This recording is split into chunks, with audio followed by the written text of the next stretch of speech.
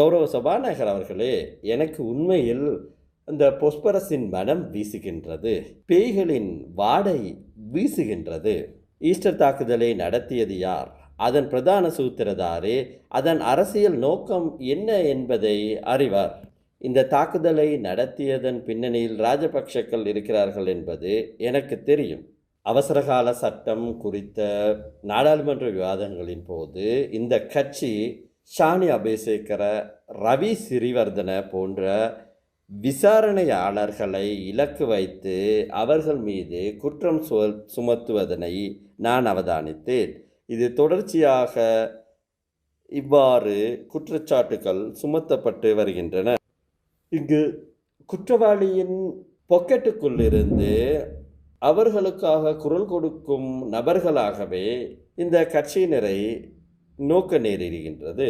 இலங்கையில் ஈஸ்டர் தாக்குதல் குறித்த விசாரணை நடத்துவதற்கு அமைச்சர் பங்களா ஒன்று தெரிவு செய்யப்பட்டுள்ளது என்பது குறித்த செய்தி சர்வதேச அளவில் வெளியானதனால் என்ன நடக்கும்?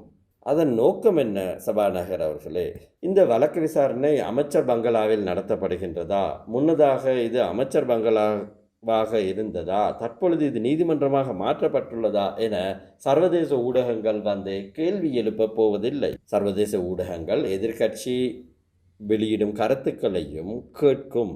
ஏனென்றால் அவர்கள் மக்களினால் தெரிவு செய்யப்பட்டவர்கள். எம்பி என்றால் மல்லே பொல் என்று கூறலாம். ஆனாலும் சர்வதேசத்திற்கு மெம்பர் ஆஃப் பார்லிமெண்ட் என்றே தெரியும். இந்த அரசியல்வாதிகள் எவ்வளவு இழிநிலைக்கு தள்ளப்பட்டுள்ளார்கள் என்றால், ஈஸ்டர் தாக்குதல் கொலையாளிகளுக்காக குரல் கொடுக்கும் அளவிற்கு இவர்கள் இழிநிலைக்கு தள்ளப்பட்டுள்ளனர். நான் இவர்கள் அணிந்திருந்த ஆடையை அல்லது இவர்கள் மறைத்து வைத்திருந்த விடயத்தை வெளிப்படுத்தினேன். தற்பொழுது ஈஸ்டர் தாக்குதலின் உண்மையான நோக்கம் வெளிப்பட்டுள்ளது.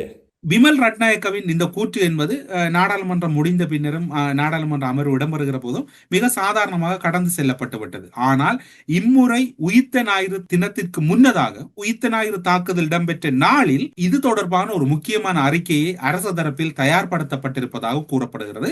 அதற்கான ஒரு முன்னோட்டமான ஒரு உரையாக கூட அவை இருக்கலாம் என்று கூறப்படுகிறது. அது மட்டுமல்லாது இன்னும் ஒரு விடயம் கூறப்படுகிறது. மகாநாயக்க தேரர்களை சந்தித்தது யார் என்று உங்களுக்கு தெரியும்.